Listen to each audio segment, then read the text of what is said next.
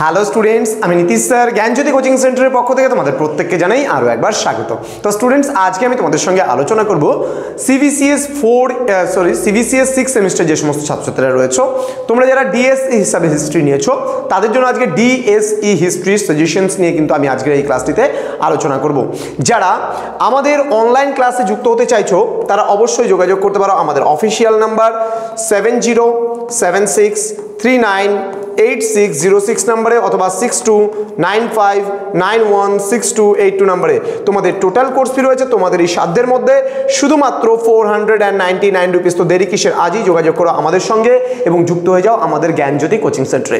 চলো শুরু করছি আজকের এই ক্লাসটি এবং তোমাদের আজকের আলোচনার বিষয় হচ্ছে হিস্ট্রি সাজেশন। এর আগে আমি পার্ট 1 হিস্ট্রি সাজেশন দিয়েছি, যেখানে আমি আলোচনা করেছিলাম 3 নম্বরের প্রশ্নগুলো, এবং আজকের আলোচনার বিষয় হচ্ছে 6 নম্বর যে গুরুত্বপূর্ণ প্রশ্নগুলো হবে সেগুলো নিয়ে কিন্তু আমি আলোচনা করব।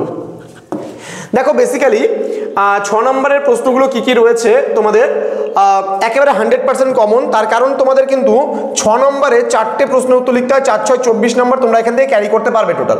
তো প্রশ্নমান 6-এর জন্য কোন কোন প্রশ্নগুলো আসে? শিল্প এবং সাহিত্যে রেনেসাঁ এর প্রভাব আলোচনা করো, দেন আটলান্টিক বাণিজ্য সম্পর্কে একটি টিকা লেখো, দেন প্রতি ধর্ম সংস্কার আন্দোলন সম্পর্কে একটি টিকা লেখো, দেন মূল্য বিপ্লবের ফলাফল সম্পর্কে আলোচনা করো, দেন বলছে শিল্প বিপ্লবের সামাজিক অর্থনৈতিক এবং রাজনৈতিক প্রভাব কী ছিল তা আলোচনা করো, দেন মার্কেন্টাইল বাদ বলতে কি বোঝো, মার্কেন্টাইল বাদের 3টি বৈশিষ্ট্য লেখো। ওকে, নেক্সট রয়েছে সামন্ততন্ত্রের বৈশিষ্ট্যগুলি সম্পর্কে আলোচনা করো। ওকে, দেখো কি বলছে যে সামন্ততন্ত্রের বৈশিষ্ট্যগুলি সম্পর্কে আলোচনা করো।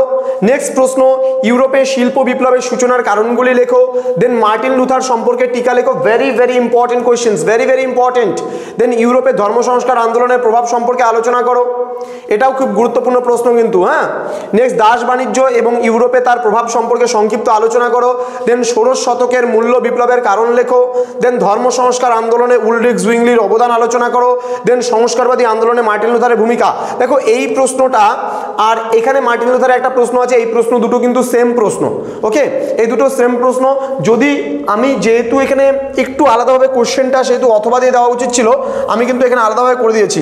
মানে মোট কথা আমরা সর্বমোট 13টা প্রশ্ন পড়ব, তার মধ্যে আমি একটা লাস্ট মিনিট সাজেশন তোমাদের করে দেবো। দেখো, সবার প্রথমে সাজেশন দেওয়ার উদ্দেশ্য হলো তোমরা প্রথম থেকে এই জিনিসগুলোকে পড়ো।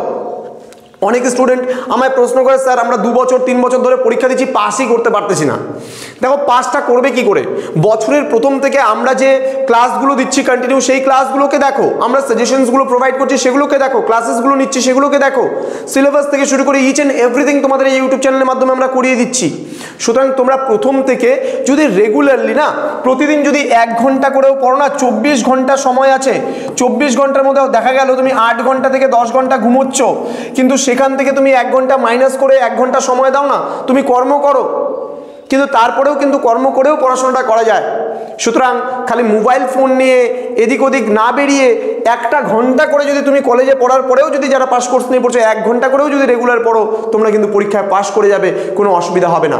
তো স্টুডেন্টস, আমি প্রতিটা বিষয় নিয়ে আলোচনা করব আমাদের এই ক্লাসে। তোমরা যারা এই নোটস পত্রগুলো আমাদের থেকে পেতে চাও তারা অবশ্যই যোগাযোগ করো আমাদের অফিসিয়াল নাম্বার 6295916282 নম্বরে অথবা 7076398606 নম্বরে।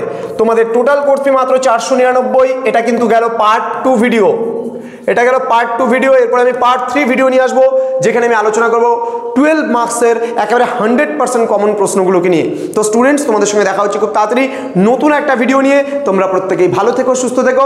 Thank you so much, thanks for watching after all, thank you.